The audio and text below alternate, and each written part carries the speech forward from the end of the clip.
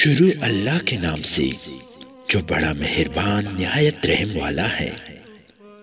حضرت ابو واقد اللیثی رضی اللہ تعالیٰ عنہ سے روایت ہے کہ ایک مرتبہ رسول اللہ صلی اللہ علیہ وآلہ وسلم مسجد میں تشریف فرما تھے اور لوگ بھی آپ کے پاس موجود تھے۔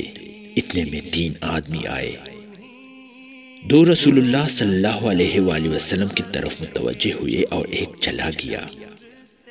وہ دونوں رسول اللہ صلی اللہ علیہ وآلہ وسلم کے پاس کھڑے ہو گئے۔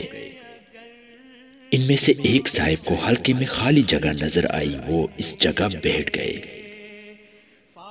دوسرے صاحب لوگوں کے پیچھے بیٹھ گئے اور تیسرا آدمی جیسے کہ اوپر گزرا پشت پھیر کر چلا گیا۔ جب رسول اللہ صلی اللہ علیہ وآلہ وسلم حلقے سے فارغ ہوئے تو ارشاد فرمایا، کیا میں تمہیں ان 3 آدمیوں کے بارے میں نہ بتاؤں؟ ایک نے تو اللہ تعالیٰ کے پاس اپنی جگہ بنائی، یعنی حلقے میں بیٹھ گیا تو اللہ تعالیٰ نے اسے اپنی رحمت میں جگہ دے دی۔ دوسرے نے حلقے کے اندر بیٹھنے میں شرم محسوس کی تو اللہ تعالیٰ نے بھی اس کے ساتھ حیا کا معاملہ فرمایا، یعنی اپنے رحمت سے محروم نہ فرمایا۔ اور تیسرے نے بے رخی کی، اللہ تعالیٰ نے بھی اس سے بے رخی کا معاملہ فرمایا۔